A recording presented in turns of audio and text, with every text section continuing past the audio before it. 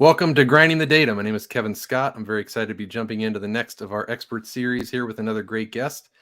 Just to give you a little intro, my goal with this series has been to create some podcasts that are sort of evergreen. You can go back and listen to them multiple times, glean from the wisdom and experience of these great players and analysts we're talking to. And, we're focused on the 2021 season coming out of that and looking forward to 2022. But I'm trying to guide our discussions here toward giving us some general knowledge about fantasy football, helping all of us improve. And these experts are the perfect people to help us do that. We already talked to Abib Agbatoba and Heath Cummings, the great guys. If you missed those episodes, you should definitely go check them out today. I welcome another great player, Theo Gremminger. Welcome, Theo. Thanks for having me. Looking forward to it. Yeah, thanks for being here. I know Theo a little bit from the FFPC streets and from Twitter. It's been great getting to know you a little bit. Been very impressed with your skill as a player as we've played some dynasty leagues together, and also just what you've talked about. I think you know your way around the game for sure and strategy. But I just want to say, maybe our listeners don't know you. If you could give them a little background about who you are, at least how you got into fantasy and how you got to this place of being an expert. Sure. Just like everybody else, I started out by playing home leagues and got more and more invested into it. Putting more time and effort into it and getting prepared. And a couple buddies of mine told me about the NFFC. So I said I can go win that. So I decided to dip my toes into high stakes, and I got involved in the NFFC. I'm in the New York area. I'm on Long Island. And I went out and did some live drafts, and the New York City NFFC drafts are about as hard as it gets.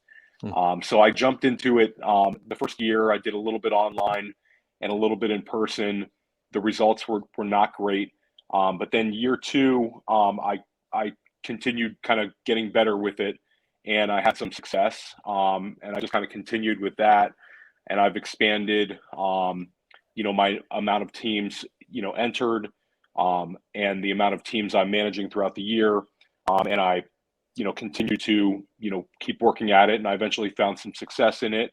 2019, I finished second in the NFFC Silver Bullet. And I also finished first in the combined standings, which was their kind of combined classic in the RotoWire Online Championship. And then I decided to go into the FFPC as well. So I've been kind of managing teams in the FFPC and the NFFC. My first year in FFPC, again, it was another learning experience, but this past year I had some success, and I've generally kind of added more and more dynasty aspect to my fantasy portfolio. So I'm, doing high volume, and I'm, in both formats pretty regularly. And also I started doing content. I write the waiver wire column for Player Profiler, which is a great mental exercise for me to kind of, really take a step back and, look at the entire waiver wire picture. So I've written some other articles with them, but that's pretty much my weekly focus in terms of content. And that's pretty much it. I love it. And I think that, like you and like a lot of other high volume players, it's something that is almost an obsession in a healthy way. It's something where you're kind of doing it all year long. I'm in two best ball drafts right now, and I thoroughly enjoy it. But yeah, it's a grind, but it's a tremendous experience, and I wouldn't trade it for anything. That's cool. Yeah, it's really neat to hear how you kind of had some struggles at first, learning the system, learning how to win there, and then you had success. And I certainly have seen your success at FFPC. I have not even jumped into NFFC myself. I have so many other, like you said, dynasty leagues going on. I have to limit it. It's really cool that you have had success and that you're doing. I totally agree about the article too. I mean, sometimes the article that I write every week is as much for me as it is for the people who read it. To dive in and do that study. It's cool that you have that going on as well. So what we're going to do here for the rest of our time is just kind of jump into some questions. As I've asked the other guys, I'll ask some of the same questions of you and some other questions as well. And then we're going to finish out. Just make sure you stick around. We're going to finish out with a cool exercise where we kind of look at who we have ranked at the top of redrafts rankings right now. So let's jump in here. What do you think as far as, I know you do a ton of drafting and all over the place, different types of drafts. And so you have to be super flexible in the way you draft. But when you look back at 2021, something I've asked the other guys too, what do you think draft strategy wise maybe was the most effective way to win, if there is one for you? Like heavy running back, zero running back, any of those, balance, any kind of construction. What do you think worked the best this year? So I'll give a shout out to I'm involved with a podcast called The Goat District, and one of my co-hosts is named Dan Williamson, and he actually crunched the data for this. I think when you look at FFPC and NFFC, you've really got to look at the money, the overall winners, and that really speaks to what strategy was most successful. So Dan broke it down. If we look at the FFPC main event, which is one of the hardest competitions in fantasy football, hands down, the winning team was a hero RB team, or a modified zero, or a simply punt RB2 team, however you want to call it. He basically had about as good a team as you could get. It was a group of guys who actually drafted together, and they took Jonathan Taylor as their anchor RB. And then just basically going down the list of the teams in the top 10, it was a hero RB, there was a robust RB, then it was hero RB, and then there was a few teams in a row that had a 2 running back start, and then they kind of pivoted. And then there was 2 more hero RBs in the top 10. Wow. So if you look at so that's basically hero RB or 2 running back start did great. Then if you look at the football guys competition, which I know that we've competed against each other in a couple drafts there, and you previously had Abib Agbatoba on, he won it twice. It's the same format as the main event, except there's a lot more teams. And a hero RB team won that as well. And then if you look at the top 10, there was 2 more hero RBs, and then a few more balanced approach teams where one team had 2 tight ends in the first 7 rounds. But basically my takeaway is the strategy that did not work this past year was zero RB. Only 3 out of the top 20 teams in the main event were zero RB teams, and 4 out of the top 20. That was in the football guys. It was 3 out of the top 20 were zero RB teams, and there was four out of the top 20 if you included this one 4 wide receiver start followed up by running back, which is not your classic Typical. zero. And then if you go to the main event, it was even worse. It was 2 out of the top 20 were zero RB teams. So interesting. We saw, and it was a pretty hot way to draft too. So absolutely. I mean, you were in drafts, and I was in drafts in August and September where you'd see true zero RB teams pretty much every single draft. So that strategy did not cash this year. I'm sure that there's some arguments for why it didn't, and I'm sure that there's this could have gone this way, this could have gone that way. But basically, I think that the two ways to draft this past year were anchor RB or running back, and the proof is basically in the pudding here. And then if you take it over the NFFC, there was not a zero RB team that took down any of the major events there either. So Dan did a great job with this. We didn't crunch the numbers in the NFC quite as well, but it's hero RB or it's running back. Those were the 2 strategies this year that cashed. Yeah, and it's interesting as far, I have a very small sample size of my own teams, but I'd say my teams that did the best, finished in the top 100 or whatever of the football guys were robust RB. I had three running back start, but it just happened that certain guys fell to me when they shouldn't have. It was an early draft, that kind of thing. I did not have any zero RB teams myself, same kind of thing that were dominant. And it's kind of confusing if you think about it, but I guess maybe those players in the receiver ranks that really could have catapulted you didn't pan out, right? Those early receivers, it was more like the mid-round receivers like we've talked about with the other guys. Yeah, no, absolutely. And I think that just a running back start, or like you said, a 3 running back start, maybe opened you up to getting a Cooper Kupp or a Deebo Samuel, one of the league winners. And it also opened you up to Mark Andrews potentially in FFPC, who was a big winning ticket. So it's every year it's different. But and that's what I was going to say, because that, what you just said, I think is 100% true. That's why it worked, is because you could get exposure to those league winners. So do you think that has any bearing on this coming season then? How we should draft? I think that I think that yes, it does. I think that there's two ways to look at it. I think that the zero RB will continue to be something that people are going to attempt. So I think that that opens you up to, potentially getting a stronger running back to start out. And I think that there's also less high volume two-way running backs in the league.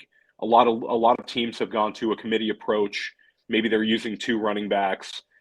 So I think that the best structural approach is most likely going to be a hero RB or a running back start. Like a Um, balanced, in other words. Yeah. But you and still think you should hammer the receivers then, even if you start running back? yeah, and I don't think you even need to necessarily start with a running back in the first round, but I do think that it's hard to not draft one in the first two rounds. Yeah. Like Joe Mixon this year had a high win rate, and he was going in the second round quite often. So Hmm. I think some of the teams might have started out like I had a Kelsey Mixon team that did very well this year, and I think that there was different ways to kind of build it. If the I'd say the at the turn, you saw some Jonathan Taylors and some Najee Harrises going right around the turn. Right. Hmm. I think that it's important to get one running back to start out, but I think two is a viable strategy as well. Right.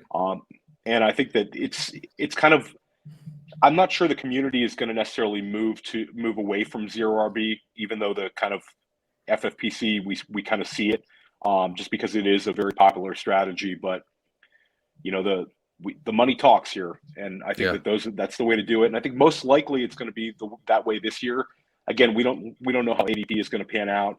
There's some very very appealing wide receivers in the first round. Tight ends a little interesting this year. So if I was drafting today for next season, I would probably start again with the modified zero RB or the running back start. Interesting. And we'll get to that first round look later, and we can chat about that more.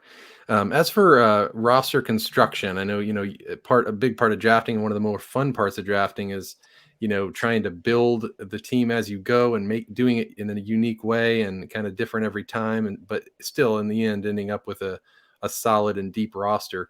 Are there any for our listeners who are just maybe not as busy drafting as you or I would be? Are there any big like overarching tips you could share about how you go about building your rosters in the draft, like rules you try to follow to make sure you end up with a great team every time?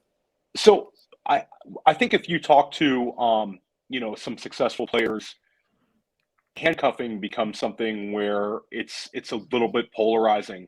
Hmm. Some people might say that it's taking away an analogy would be like a bullet in a gun. You're using Hmm. two running backs from the same team. Some people will say, it's the proper strategy. For me, I think that if you're gonna handcuff, I have a 10 round rule where if I'm going to draft a guy, I don't want to invest any draft capital into his backup until 10 rounds later. I think that's a good enough gap where it's not going to cause you to miss out or cause you to reach just to get a handcuff. So that's one thing I like to follow. I also like to, and I'm sure we'll talk a little bit about ranks and how you develop your strategy, but I like to use tiers, and I try to recommend that a lot of players try to embrace using tiers in their rankings.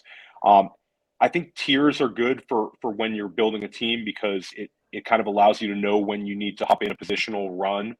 So I Hmm. think even if you want to take, let's say you want to use Dwayne McFarland's rankings or Sigmund Bloom's rankings, you can kind of go through with a pen and kind of write where you think that the gap is between, like, let's say wide receiver 5 and maybe there's a drop in your opinion to wide receiver 6. Just have Hmm. something where you know when to jump in. And then I think one more thing for structure would be don't force stacks.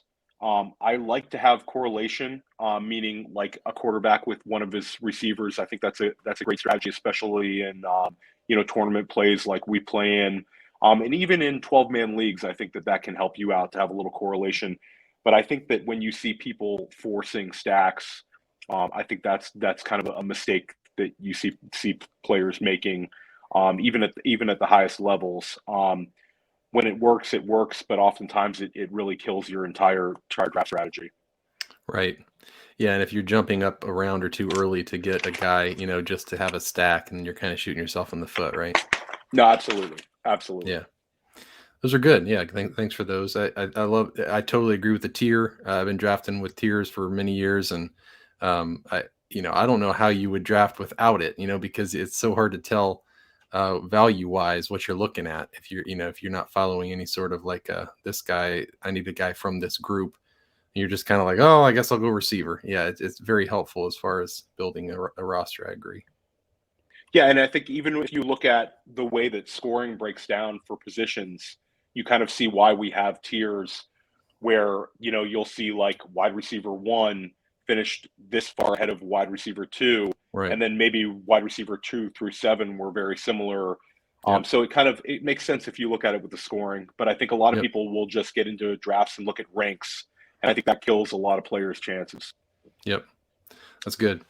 How about like as you think about? I know you've kind of said so for your drafts next season, you're going to be thinking at least going in. I know you have to roll with the punches in every draft, but you're kind of thinking modified zero RB or heavy RB to start. Kind of one of those things. But as you look at prioritizing various positions, like I want to target a quarterback in this kind of range, or a tight end in this kind of range, or backs and receivers. Do you have a way you're thinking about that already, or is it too early to consider that? Yeah, so I've always kind of gravitated towards like the punting RB2. I was just calling it before it had a name, um, and I think that kind of opens you up to it opens you up in the FFPC to getting involved with one of the top tight ends. It also allows you to draft those high end wide receivers with a running back as well. Um, I think that the position that seems most interesting to me right now is the tight end position. I think it's a little bit in flux. Um, Mark Andrews is in his prime. He's 27 years old, but I don't necessarily think we've seen the market correct itself like he finished tight end 1. Hmm. You also have Kelsey, Kittle, and Darren Waller are all going to go lower than they did last year in drafts. And then you'll see Kyle Pitts. He's kind of a little polarizing right now. I think Hmm. we all love the talent, but I think last year maybe he was a little overdrafted. I think the Falcons' offense has a lot of question marks. So I think that elite tight ends might be more affordable, and I think it's an enticing thing to think of maybe getting Travis Kelsey in the back end of the first round instead of having to use that like top 3 pick. Um, and then again, we talked about it again earlier that running backs are kind of hard to resist. As enticing as those great wide receivers are, it's just there's so many backfields with question marks, and Hmm. those high volume two-way running backs are just something that I think you really need to prioritize, because I think when we get down to the end of August and you look at the backfields, you're already going to take about 10 of them off the table that will not have that clear cut RB1. It's going to be Right. more of like a 60-40, and those kind of backfields can really get you in trouble. So I think that to me, I know I'm going to get some great wide receivers this year just based on the way I draft. So I want to make sure I nail the tight end position and make sure I get a running back, with receiving ability, hopefully, that is going to handle a high volume of touches, and I'll most likely build my team around him. Now with tight ends, I mean, if let's say that you have 3 or 4 guys you like you mentioned, and you say I want to get one of these guys, by the third round, but they all happen to go. I mean, I feel like would you be willing to wait till the 8th, 9th, 10th round on one? I mean, there's guys like Gesicki and middle tier. Would you feel comfortable with those, or would you feel like I gotta grab one of those top ones? I mean, I think that this past year was might get people in trouble, because this year we saw Dalton Schultz and we saw Hmm. Dawson Knox, and they were, so helpful to people off the waiver wire. Um, and I think Rob Gronkowski was also seriously mispriced. Right. He was going way lower than he should have. So I think that for me, I'd like to get a tight end that I'm comfortable with. Um, I think that you can punt tight end, but in the FFPC, you better do some things correctly if you're going to punt tight end. Like, you bring up a guy like Mike Gesicki. Right now, he's going to be a free agent. We're not quite sure his situation. You look at him. You look at a guy like Noah Fant, which is probably close to him in ADP, that has a, kind of a murky quarterback situation, and we don't know, what the offense is going to look like. So there's so many question marks, and I So think many that middle this, tier guys like that. I mean, Higby, there's so many guys like that they could be great and they could give you yeah, 5 points, absolutely. right? Yeah. Yeah, like Irv Smith, Yeah. Irv Smith, I love the talent, but Tyler Conklin, I don't think is going to disappear. So there's so many guys. I mean, when you get to like tight end 8, you start having question marks. I think a general rule of tight end is if you don't get one of the top tier guys, you might as well just wait. Yeah. Um, if you want to plant your flag on, if there's a guy that you think that you're very bullish on, like a Jaceki, go ahead and take him. But if you don't have conviction, don't take a guy just to get in like the top 12, because Right. at the end of the day, like tight end 9 through tight end 17 might be similar, and then And you might get there's a going guy to off be the somebody come waiver. up. Right. Yeah, every year there's been a waiver wire tight end that's Yeah. helped out. So It's interesting. I guess my only other question with that question would be related to quarterback. I mean, do you have any sort of preference on waiting on quarterback or trying to grab one of those top 5 or 6 guys?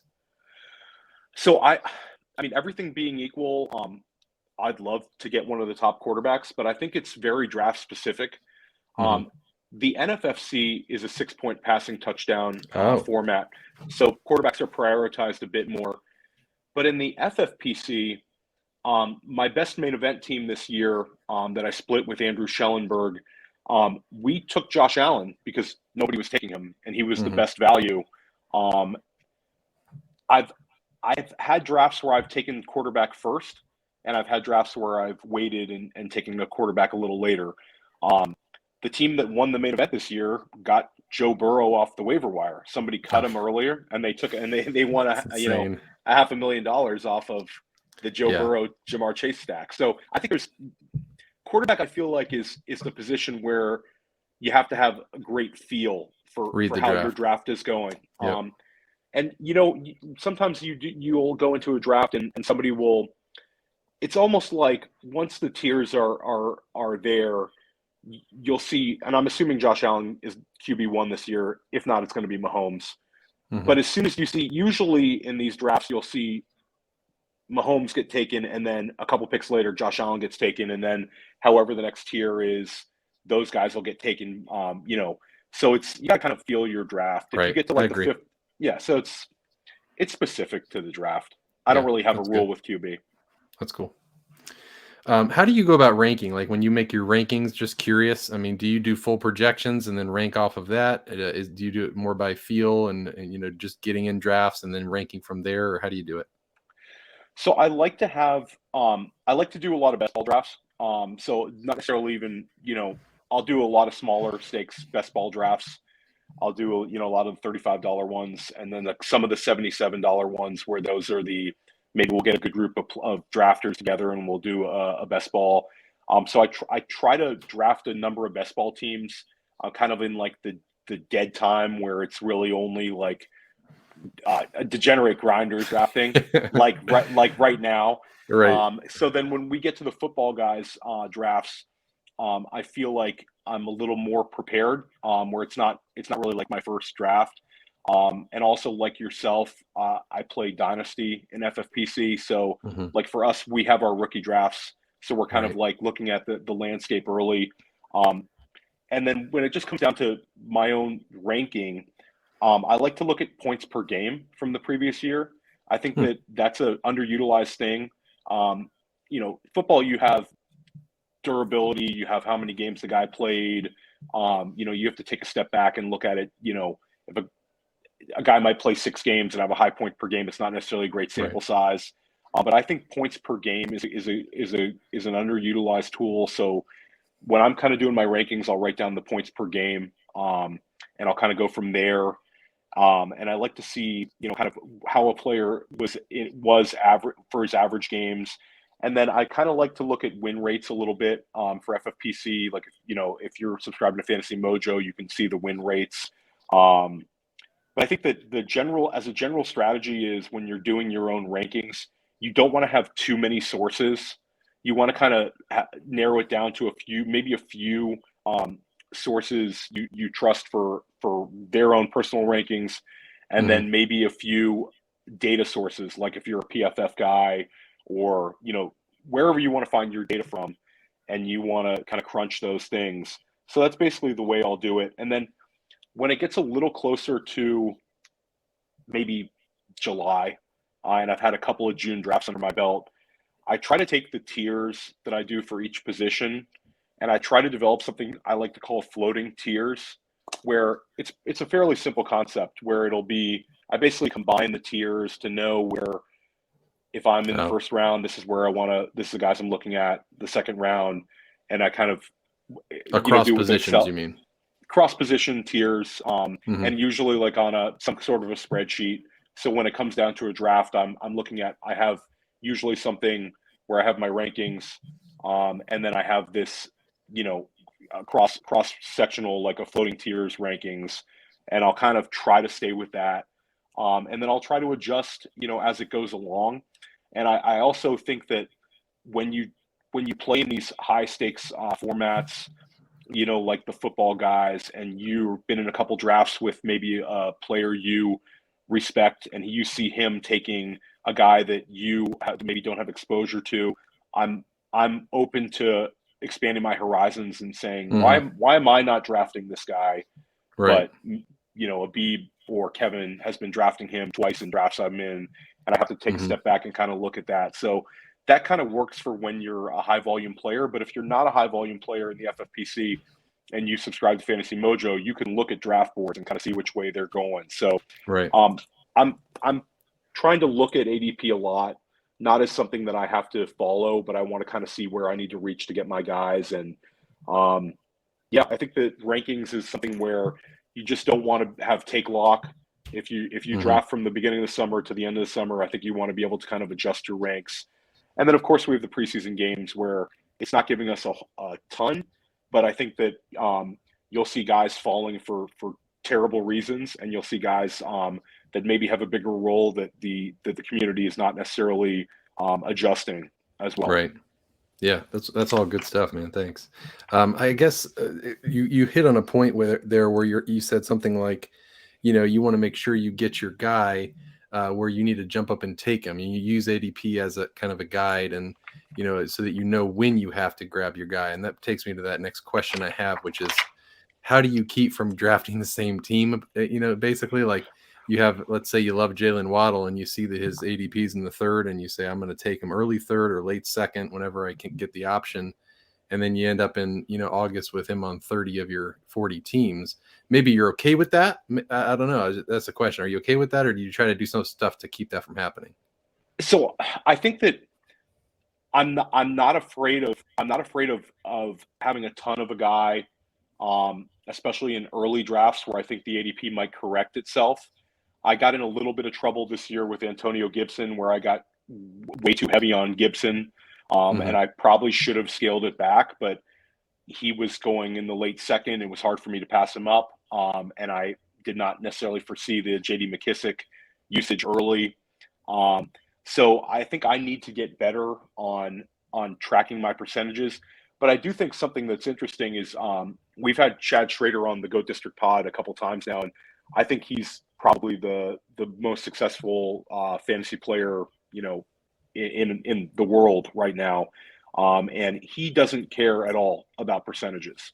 Hmm. He just wants to draft the best possible team. The one thing that he doesn't do that we do is he doesn't usually jump in drafts in June. Like, he waits and kind of sits back, so the ADP is a little more settled. Um, I I should care about it more. I do think that I want to be a little bit diverse in the first three rounds. Mm-hmm. But then if I look at rounds like 8 through 10, if there's a guy that I have extremely strong conviction on, I don't mind having 50% on that guy. I Right. don't think that you're going to lose your draft based on what you do in those rounds. And certainly, if there's a guy you think is great late, um, by all means, keep taking him. Yeah. Yeah. I mean, if he gets hurt in week 2, it's going to hurt if you took him in the ninth round, but it's not, like you said, going to be the end of your team, most likely. I mean, if it is, then you probably didn't build a very solid roster. Yeah, But yeah, those hit rates, they go down and down when you get right. lower and lower. So it's, if we went back and we looked at last year's eighth round, ninth round, and 10th round, I mean, I think we'd probably be laughing at a couple of the Right. picks. Yeah, it's true. I mean, I think the hardest part for me historically has been those mid-round picks a little earlier, like fifth, sixth round, where maybe it's a back that I think is going to break out. Like a Michael Carter or somebody like that, or a second-year player that I think this guy, I love him. I love him above ADP, and he's going in the seventh or eighth. I'm just going to take him in the sixth every time, and then he gets injured, it burns you, right? So that's where Absolutely. the percentages have hurt me. But yeah, that's really good thoughts. Once it gets late enough, just don't worry about it. I like it. What would you say overall? You look back at this season. I don't know exactly how successful. You said you had a good year, but what would you say, like the most important lesson you learned, or one thing you're going to try to hold on to and remember for future seasons that might, help our listeners out to hear? I mean, I think that this is a great question, and I thought long and hard about it, and I think it's Debo Samuel. Debo Samuel, like Cooper Cup is. It sounds very simple. I mean, Cooper Cup was the fantasy MVP. Jonathan Hmm. Taylor was the running back to draft, but Debo Samuel was a cheat code. If you look at the teams that won, they all had Debo Samuel. Yeah. Debo Samuel, we were drafting. If you drafted early enough, you could have gotten Debo in the eighth, ninth Yeah. round. My best main event team had Debo Samuel, and I think that one rule is that if a player is broken out early in his career and he has the same coaching staff, we should be more bullish on him. I think that Debo, I think people made mistakes. Obviously, Brandon Ayuk had more juice early in the summer than Debo. There was some people who still had Debo ahead of Ayuk, but I would say that the majority of players you'd respected were taking Ayuk. And I think that we need to take a step back and look at these wide receiver pairings and try to do a better job of nailing it. Cooper Kupp and Robert Woods was a tough one, but Hmm. Jamar Chase and T Higgins, the market kind of overcorrected itself, where Jamar Chase was going ahead of him in early drafts. Then he dropped the ball a couple times in preseason, and all of a sudden T's going ahead of him. I think that with Debo, we should have seen it coming a little bit more. And I think that's one thing this offseason where I want to look back. And I think also we used to always talk about the third year breakout. And the third year breakout for wide receivers, people have just stopped with that narrative because we've been so spoiled by wide receivers Yeah. coming in and doing their thing right away. But I Right. think the third year breakout is a real thing. So like the community might be down on, Chase Claypool right now. But I think if you look at what Chase Claypool did as a rookie, took a step back in his second year, had some attitude concerns and things that have nothing to do with fantasy football, Right. but that makes the community sour on him. He's the kind of guy that I would be looking at. Interesting. Hmm. Um, and I think that the other biggest takeaways, the first one is very simple and it sounds almost stupid. Is we need to look at tight ends in good offenses, and I think Hmm. that they're slipping under the cracks. Back-to-back years, we saw 2 seasons ago. We saw Robert Tunyon get his opportunity in Green Bay and finished in the top 5 tight ends in PPR. Hmm. He's a touchdown machine. And then this past season, um, you know, Dawson Knox went undrafted in almost all Right. these leagues in tight end premium, and he was such an asset. And we should Dalton have seen Schultz that too. coming. And Dalton Schultz was an interesting one because Dalton Schultz played pretty well 2 seasons ago. He was okay. But we all thought Yeah. he was going to disappear because of Blake Jarwin. I think that Right. was the wrong approach. The Cowboys staff never came out and said Jarwin's our guy. It was the Right. fantasy community liking the athletic, bigger tight end and Jarwin. And Schultz should have been drafted. Right. You should have seen both those guys get drafted. So I think that's one thing that if a tight end looks like he's going to have an opportunity in a top 10 offense, it's somebody who you should consider drafting in the last couple of rounds.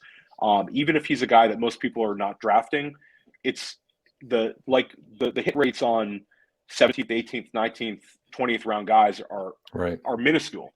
So Right. I think that embracing those tight ends that might have a role, you'll know pretty quickly. That's one thing that I think that everybody should improve on with the tight end position. And then the last takeaway is the rookie wide receivers. We talked about it a little bit on already, but we've now seen we saw this past season, Jamar Chase win leagues. He averaged 18.8 points a game. Jalen Waddle was an absolute steal at ADP. He was 15.5 points per game. Amon-Ra St. Brown was 13.5 points per game, and he wasn't a guy you were starting or using. So if you look at him based on his splits, he had a wide receiver 2 week overall, wide receiver 6, wide receiver 6, wide receiver 6. I mean, he absolutely crushed it at the end of the year. Mm-hmm. Devonta Smith was kind of a purgatory player. But he didn't burn you if you took him. Right. Elijah Moore was kind of like Amon-Ra St. Brown. He was a steal at ADP. If you weren't, so people like to look at his. This is why overall stats kind of are something something we shouldn't look at. Elijah Moore, you weren't playing him. You just had to keep him on your bench. And once he kind of started getting the usage you wanted to see, he had a wide receiver 1 overall week, a wide receiver 3 overall week, and a wide receiver 8 overall week. And I believe he would have continued that. I agree. But then he got hurt. So we saw rookie wide receivers hit. If you look at last season, Jefferson was a top 6 wide receiver. CeeDee Lamb was getting drafted ahead of a lot of wide receivers in their rookie class, but he was kind of like he met expectations, I should say, based on his August ADP. Claypool was a steal. Higgins was a steal. Ayuk was a steal. And then you go the year before, DK Metcalf, Deebo Samuel, A.J. Brown, all were huge steals at ADP. And then Terry McLaurin was maybe the waiver wire pickup of the year if you picked him up. Darius Slayton was a huge hit. So I think that for whatever reason, the community doesn't draft rookie wide receivers as often as they should. Rookie wide receivers, I think, are the most mispriced asset in fantasy football. And I think that I'm going to continue to dive into rookie wide receivers. I know we talked a little bit before the show about how this class doesn't have kind of as much juice as the last two, but you're seeing wide receivers come into the league. Teams are investing draft capital in them, and they are producing right away. Sometimes it takes a little while for you to start them, but once they hit, I don't think this trend is going anywhere. I think that wide receivers are coming in the league young. I think they're producing young, and it's something that we should look at in redraft. Yeah, and I think you just made me think of one of the reasons I think that receivers are producing more quickly now is because of the ways the offense of the NFL has changed. It's become more like the college game. You got so many of these, read option kind of things, but also the passing, they've simplified it a lot, quick, easier routes. And these guys get up to speed fast. It's like they're already running the same routes. They're not learning an entirely new playbook and way to play. So I don't know. It definitely used to be that you'd want all the backs that were rookies, and not the receivers. But it really has changed. I agree. And as for your first point, I was going to mention I was definitely not on the Deebo train either. And for me, it was like, yeah, he was awesome as a rookie, but he really fizzled the next year. And I know, like you're saying, that happens, but it was so many injuries too, both years, and it just felt like. Not only that, he could have come back, but then Ayuk looked stinking awesome as a rookie, and I just thought he's got to be their number one. Like he was awesome. Why would they not make him their number one? And then I was so ticked off at Shanahan not making, changing gears there. But yeah, you're probably right. But what do you think we could have actually seen? I mean, judging that we saw Ayuk look so good, they would tell us that Deebo was going to come back. I think that's a tough one. I think that's one thing that I'm trying to work on right now in the offseason. I've spoken to a few players just on how to interpret these wide receiver pairings where it seems to me that there's always one that finishes way ahead of the other. And sometimes when you have them going close to one another, I've got to have a better process on that. And yeah, like you, I took Ayuk on a few teams as well. And those teams certainly didn't do as well as my Deebo teams. And maybe just exposure to each. Is that what you're thinking? Like when they're closely ranked? Yeah, I think exposure to each is a good way of looking at it. And I think that you definitely don't want to, if there's kind of an ambiguous wide receiver pairings, you definitely don't want to go extremely heavy on one guy. Now, right. If you would have gone extremely heavy on Kupp over Woods, then right. That's a. But I think generally, if you're kind of up in the air, on a situation you think will be, producing fantasy points, you might want to have some exposure to both. But in terms of Debo, I think that look at how he was utilized as a rookie, and he was a focal point of that offense. They Right. used him in different ways, and I think that Shanahan liked him. He showed it, and I think that Ayuk also had some games where a lot of his production came when Kittle wasn't there and when Debo wasn't there. Now he did have some production when they were both there as well, but a lot of it was production kind of on his own. Yeah. Where Debo had the high draft capital as well, but I think that we got a little too bullish on Ayuk, and we weren't bullish enough on Debo. Yeah, you're right. And there were grumblings I remember in the summer with Ayuk being demoted and stuff and not being in the starting lineup. And you got to pay attention to that stuff too. But it's also depending on the coaching, right? Like sometimes the coaches just love guys and they give them all the touches. I mean, you saw the same thing with Elijah Mitchell. He just loves them and he loves Debo. And that's the way Shanahan coaches. If you're his favorite, you get the Yeah, looks. So yeah, it's also understanding the coach's tendencies and being willing to kind of either hedge your bet because of that, like who's he going to like this week? I got to have both guys kind of thing. and Or Brandon Ayuk might end up becoming a value this year as sure. a third year wide receiver. So it's definitely something where you got to Complicated. take a big step back and kind of look at these things. But gosh, it was Debo for me. Debo is just that. It was, man. It's 20 points a game out of the eighth round is just for a wide receiver is just unbelievable. You just simplified it for me because I had a tough year this year in comparison with past years, and I had almost no Debo. So I Yeah. think I know. I think I'm understanding why I got there. That's great. So last question for you, and then we'll do our little exercise to close. I guess if players are listening and they're maybe new or not new, but they're still working toward becoming either a high volume or a high stakes player, and they want to learn like one thing that can really help their game. And I asked the same thing about Beeb and Heath. What would you say is the most important thing they should really work on to get them set apart from the crowd? It's a great question. And I kind of looked at this with kind of entering into the high stakes football. And I think that if you want to join the NFFC or the FFPC, even if you've had a ton of success in your home leagues, I think that you should do the 350s before you do the 1500s. The structure is the same. You're still competing against some fantastic players, but it's less of a financial commitment. But it will get you in the routine of how to manage these leagues, how to get into the waivers, how there's two separate waiver wire runs, basically how to manage a 20-man roster.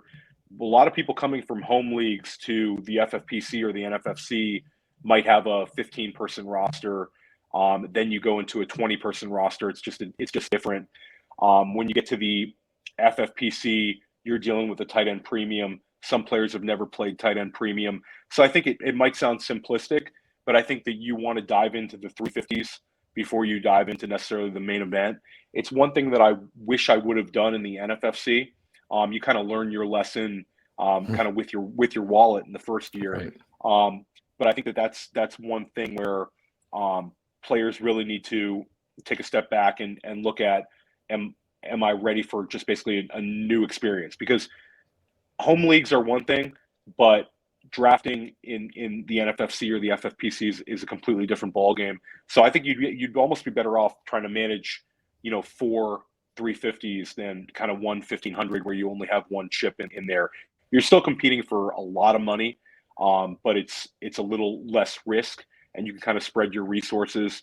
And I think that one thing that players really need to do if they're going to jump into the high stakes is you have to grind waivers. I don't know a single successful player, and I'm friends with a lot of them, and I've spoken to a lot of them on podcasts. From Chad Schrader to Nelson Sousa to Abib Agbatoba. I don't know a single great player that doesn't grind waivers. Not everybody has a perfect draft, but I think you see that the players who turn a profit every single year are the ones that are really, really hitting the waiver wire. And I think one underutilized thing, and you see this in the dynasty streets as well as the football guys and mains. that second waiver wire run can be a very fruitful one where you might get guys for $1, a guy for $2, but he ends up being a guy that sticks and helps you. So I think that being willing to grind waivers, every single week is something you got to do. There's no rolling list like in some home leagues. This is fab, and this is competing against. When the season starts, all 12 owners are competing on waiver wire, and it generally stays 9 or 10 guys being active throughout the year. And I think one more thing that players entering into contests like the FFPC, you can't be a slave to ADP. You've got to be willing to draft guys. You're basically really holding yourself at a disadvantage if you're just going to take a guy based on ADP. Be willing to reach to get your guys, and be willing to look at and try to identify guys that you want to avoid, who you think might not be worth it where they're being drafted. And that's pretty much it. Those are great. It's competitive, but it's great once you get involved in it, and once you get in the mix, it's an awesome format to play in. Yeah, it is a lot of fun. I guess I would say, as far as your first point, I think that's really important, is not getting in over your head financially. And it's sort of similar to poker. If you want to play and go to the casino and play, they talk about bankrolls, right? And you got to have enough behind. You don't want to play with everything you got.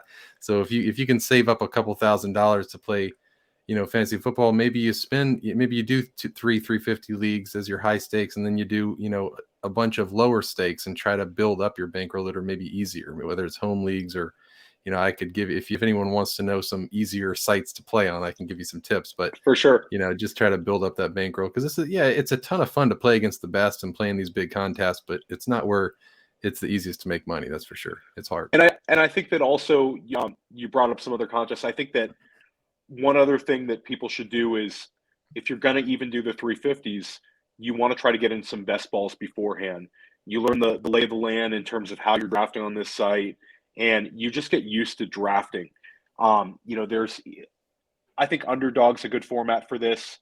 You can do, $5 slim best ball drafts, but the more you draft, the more comfortable you are with drafting, the better you're going to be in the drafts. And I think that's it sounds very simplistic, but if your first draft is against a bunch of very good players for $350, it's probably not the way to do it. You want to be a little bit warmed up.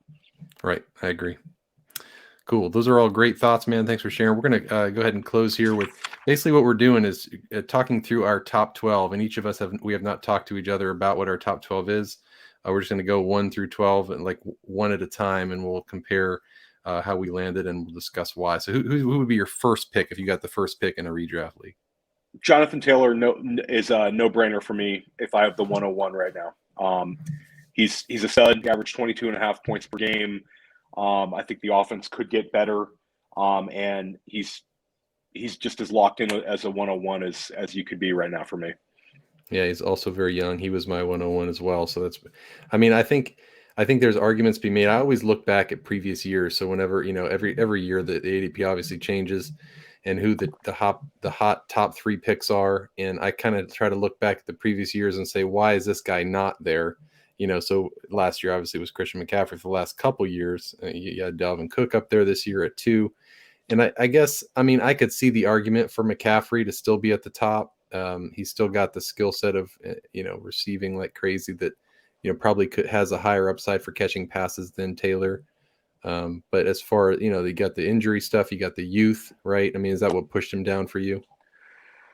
Yeah. No, the for age sure. and the injury. Yeah. Yeah. And I think that, we look at the ages of backs. You want those backs that are like 25 are just a little safer.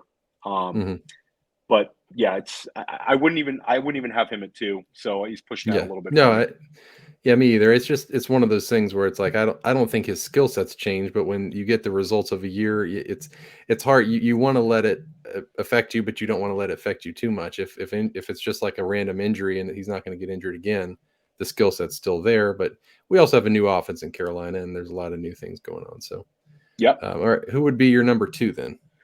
So 2 for me, I think you get a lot of different answers, but for me right now, it would be Austin Eckler. We talk about a two-way back in a strong offense. He was 21 points per game this past year. We've seen him restart to receive the goal line work. I think we all like Justin Herbert. Um, I think that the coaching staff kind of gets it there. I think that offense is going to, continue to stay strong. Eckler kind of seems like a safe pick at two, and it's going to absolutely change by the end of the summer. But Right. he's probably my favorite running back behind Taylor right now. Huh. Okay. Interesting. And I had Eckler knocked a little bit down my list mainly because of similar things to McCaffrey with history of injuries, and he's getting a little older. I think I also really like a lot of backs at near like from the back half of the first and the first half of the second. So I think if I'm at two, I'm probably going either Cooper Kupp or Tyreek or Kelsey. Those are actually my next few players. So I had Kupp at two just because uh, what he did this year. Obviously, that's super high for him, but that's where I'm at right now. Well, I have Kupp at three, so we're kind of Okay, cool. in line there. I think Kupp he's going to go right around there. I've seen some NFFC people, which is a three wide receiver in a flex format. I could see him going one in some of those drafts. So he's just a the role no-brainer. is so locked in, right? Triple crown, and he won. He won leagues this past year, and he's just locked in with Stafford. And I think that it's an unstoppable connection with him and Stafford right now. And he's always been great. I mean, he was great as a rookie. It's just that I think the quarterback made all the difference. I mean, I think he was open a ton with Goff, and Goff just didn't throw it to him. I think he would go to his first read, which was often Woods, and then that was that, So, yeah, I agree. I think he's a great pick anywhere in that top few, even though it's hard for me to take a non-physically, like, he seems like a slot guy, right? It's not like that huge outside receiver that's going to get, all these touchdowns, but he does it. I mean, he gets the touchdowns, and he's a great pick. Who would be your third? Oh, no, he's your third. He's third is Kupp. Yeah, so my third is Kelsey on this list. I think, like you said, Kelsey might fall to the second half. For me, maybe because I just saw that playoff game and what he did in that game. Maybe it's fresh in my mind. I don't think he's really slowed down physically. I watch every Chiefs game, of course. I think he looks about the same as he always has. I think the offense is about the same. Mahomes is doing great. So I think he's a very safe pick at three. And this is for FFPC, of course, tight end premium. Yeah. No, I love Kelsey. I have him a little lower than you. My fourth is actually Justin Jefferson, which I think I'm ahead of most people on Jefferson. He was 19.8 points per game this year. He was right about at 20. I have a feeling that the Minnesota offense is going to kind of shift towards more Jefferson. I'm a little hesitant about Dalvin Cook right now with the coaching change. Mm-hmm. We all saw Dalvin Cook have the monster 200+ yard game. I think that's fresh on fantasy players' minds. Towards the tail end of the season. They didn't play defense though. No, they didn't play very good defense in Pittsburgh that night. But oh my goodness, I could see Jefferson just having an absolute smash season.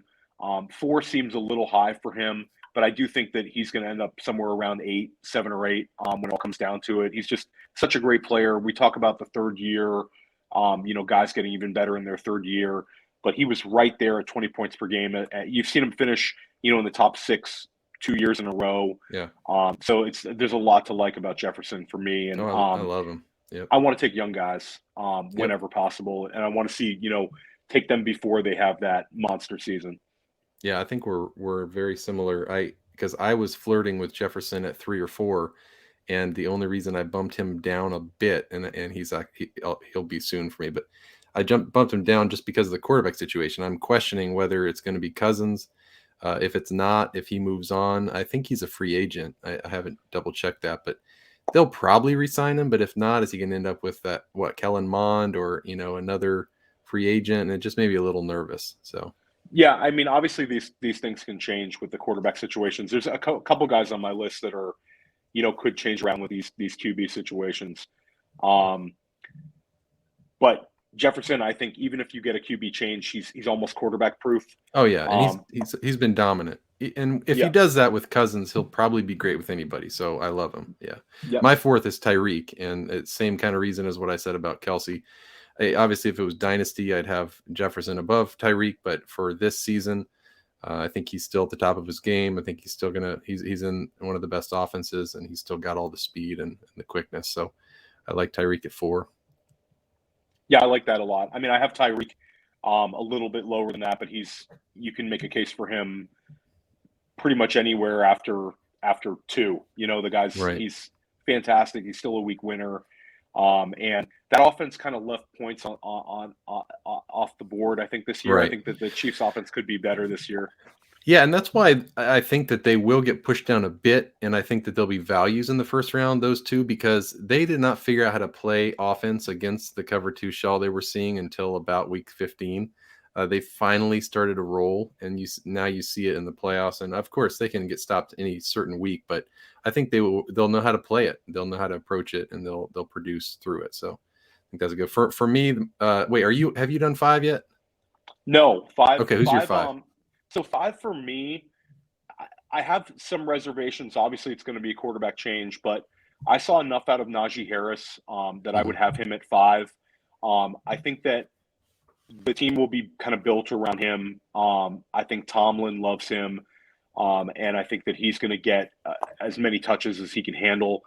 He's a big back that can catch the ball, and I feel confident that there's a chance that the Pittsburgh offense could get better. I think people think that it's Big Ben's gone and that's somehow like, something that's going to push the offense back. I mean, I think Big Ben was pretty bad. Mhm. At times he was horrible. So I think that Najee is again, he's kind of like Eckler. It's not that exciting. It's more of a safe pick here at 5. Mhm. But I would Yeah. have Najee at 5. Yeah, I like that pick. He's coming up for me. I think you're right that he is going to be the corner, the center piece of the offense, and get tons of touches. The only reason I probably didn't have him that high was the question mark, right, of the quarterback. But you're right; it can't get much worse. I mean, if you put like a turnover machine in there, maybe it'd be a little worse. Ben at least protected the ball, but it wasn't like the secondary was threatened by the deep ball. That's for sure. My 5 was actually Justin Jefferson, so I was only a little bit behind you on him. I also love youth at receiver. I love to, even in redraft, just load up there because it's safe. These guys generally don't get hurt, and they get lots of volume if they're that good. So, who would be your 6th? So 6, I actually had Jamar Chase. Okay. I think that there's again Jamar Chase versus Tyreek Hill is a tough one. Travis Kelce I considered here as well. But to Yeah, you me, haven't had Jamar Kelsey Chase yet, is have you? I haven't Kelce yet. But Chase was 18.8 points per game as a rookie.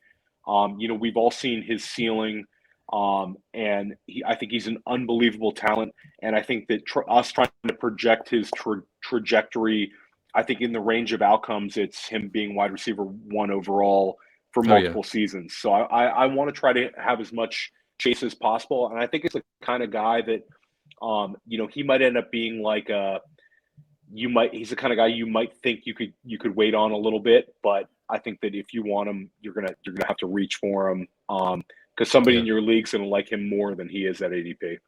I think he'll be gone first round almost every single draft. I agree, and same with Jefferson. Really, I think all these guys we've had so far are definitely going in the first round. When we get near the bottom, it's Yeah, more of a question mark. Yeah, my 6 is McCaffrey, and same kind of reason you said Najee. I mean, obviously McCaffrey struggled with injury, and he's older. But as far as them, I think that regardless of who the quarterback ends up being, he's gonna be the centerpiece of the offense. Now he could get traded. There's been rumblings about that, but honestly, if he gets traded, that's an upgrade. I think he's going to be the centerpiece wherever he goes. So just because the receiving PPR league, I like him there at 6. yeah, I like that as well. I mean, I have him in my top 12.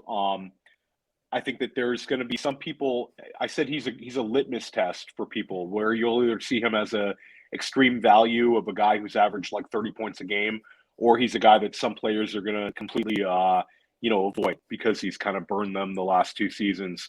So Right. CMC he's interesting, but he's definitely got to be in the top 12. But I have him just a little bit lower than you. Yeah, Um, that's my good. seventh, That's what's fun about this. yeah, it's awesome. It's awesome to do this so early. My 7th is Kelsey. Um, Okay. so he's still my tight end 1. My reservation is I don't like seeing the points per game go down as much as they did with him. He Hmm. went from in a traditional PPR setting, he went from 20.9 points per game to 16.6 points per game. So I have the offense took a step back, Right. and I think that could be corrected. But he doesn't give you as big of a positional advantage as you thought you would this year. He actually Hmm. helped you avoid landmines if you took him this Right. year. But He was for me, steady. he'd be yeah. He's Kelsey. He's a fantastic player. He's not going to hurt you. But I think for me, he's definitely not a guy I would take in that top three. But I think right here around 7, 8, Yeah, 9, I think he becomes a great value. that makes sense. And for me, 7 is Chase. So we were right in line with pretty much Chase and Jefferson. We had very close to each other. I guess so far, you haven't had McCaffrey and you haven't had Tyreek, and I can't remember who I'm missing from your list so far. Um, but Najee, Najee, yep. Najee and Eckler. Yep, and those guys are So coming up. Interesting. So and my my backs are a eight, little lower than yours, and I went a little earlier on some of the older guys. there you go. My next player is Christian McCaffrey. Okay, So it's very close. he's right there. He's right there at 8 for me. Great. I think that's it. Kind of the risk is baked in when you get him here at 8. Yeah, that's great. And my 8 is Henry. So I jumped over to another old guy. I guess my risk tolerance for older guys is a teeny bit higher. But then, I just think Henry is such he had the foot thing, so there's question marks. But if you get him in the back half of the first, I just feel like the volume is going to pay you off there. Even if he does struggle a little bit with injury, as long as he gets more games in, he gets 12 plus games, I think it's going to pay off with the touchdowns. And he certainly, at least this year, remained their centerpiece, even to their detriment in the playoffs. I mean, it hurt them that they depended on him so much and didn't just keep rolling with what they were doing, I think. But I think that's just what they want to do. They want to be a heavy run team. So I landed there. Yeah, I mean he's a stud. It's kind of the tread on the tires Hmm. is something that would concern me, which is why I have him just slightly lower than you do. Cool. Who's your ninth? Ninth is Tyreek, Okay. Tyreek Hill. So we're right there. He's a stud. I'd love to have him on a lot of teams next year. I feel like him and Kelsey kind of offset each other slightly, so they Hmm. both got pushed down a little bit for me. But right here, if you get them towards the end of the first round, even if the offense is exactly the same, it's still going to pay off. Yeah, it's interesting. I mean, I think for listeners, I think they should remember that I'm a Chiefs fan, so I'm a little higher on those guys because I'm a fan.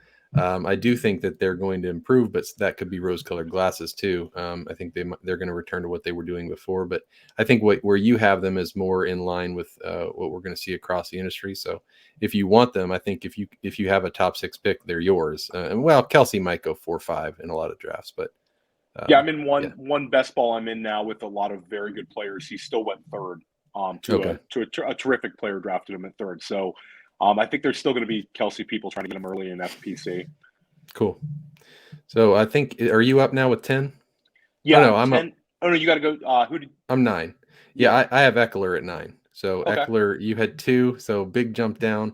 I don't know. I think I probably have a little bit of a bias against Eckler that isn't fair. He hasn't been hurt that much, but that sticks in my head. I think you're right about the Chargers. I think they have a great coach and a good, awesome offense. Love the quarterback, so I'll probably move him up as we go along. He probably deserves to be higher. Yeah, and I think that it's kind of speaks to how two through 12 is kind of flat right now. If Hmm. flatter than it is some years, Right. that we would have him that big of a gap. But yeah, I love him. And then my 10th would be Derrick Henry. So I think that Okay. Pretty close. the risk is baked in for me down at 10. I mean, he was 24 points a game this year. Hmm. So a lot to like about King Henry. Cool. Yeah, and then my 10th is Najee. I think again this is probably a guy that I should have a little higher, and I'll probably push up as we go along. I think like I said, it was mainly just the Steelers question marks, the the quarterback, but yeah, he'll be the centerpiece. Yeah, no, I think you can make a case for him moving up and down. Where'd you have Najee? Was it 5? I had him at 5. So I'm a 5. Okay. little more bullish on him than you are, but 5 and he's 10, but still that's not that about the crazy same. of a gap. Yeah. Uh, and then for me, 11th, I actually have Joe Mixon. Okay. I'm very bullish on the Cincinnati offense. I think Mixon could go a little lower, but I think at the end of the day, he's going to settle right around the 1-2 turn. Um, I think it's that offense is trending up. We've seen them have great success, in the playoffs, and I'm bullish on Mixon. I loved him as a second rounder last year, so I'm willing to take Yep. him a little higher. Yep. Me too. To all of what you just said, and he's my 12th, so we're one away on Mixon. Yep. There you My go. 11th is Andrews. I feel like tight end premium. He's going to be clear cut number 2, maybe number 1, like he was this year. It could backfire, but a couple years ago he was going in the second round, and then he fell off the map and went down to 4th and 5th this year. Sometimes I think he probably always belonged in the second. I just thought late first in a tight end premium. I didn't love any of the guys that are right there. I don't know. This will probably change, but I like him there. Yeah. I think that I have him slightly lower. He was just missed out, but he's one of the guys I had, like, if we kept this going, he'd be like 15th. Uh-huh.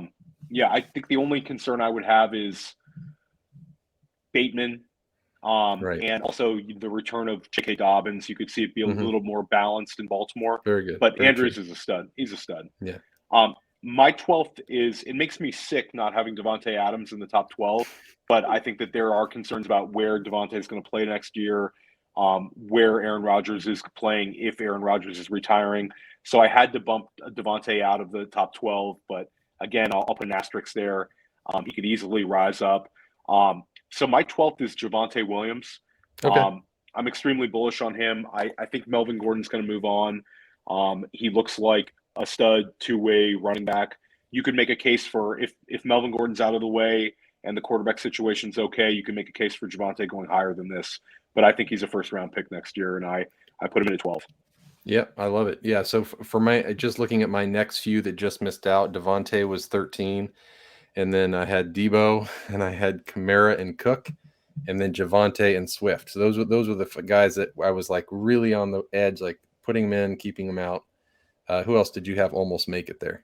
My next four, in no order, would be Devontae Adams, who is, he could shoot way up if he's still with Rodgers and Green Bay next year. I think you'd have to put him up with, the Tyreeks and the Chases. Mhm.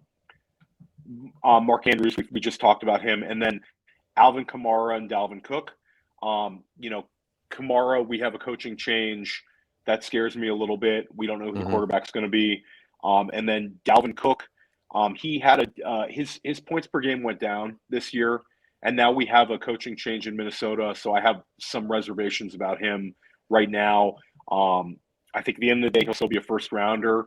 But last year I was taking him second overall, and now I don't think I would take him in the top 10. So it is fascinating that neither of us had Kamara and Cook in the top 12. I mean, I thought that you would have them both in there, and I would be the weird one. We both agree, so that's pretty cool.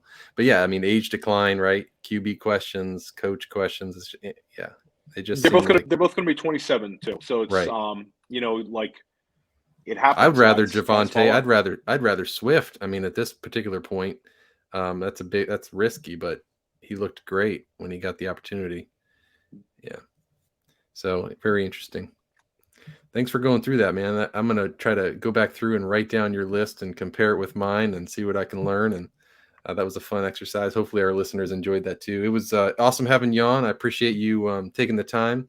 And before I get us out of here, can you tell our listeners like where they can find you or your work? Or, yeah, so you can find my my articles on Player Profiler. And I'm on the Goat District podcast. We're on every single Tuesday night.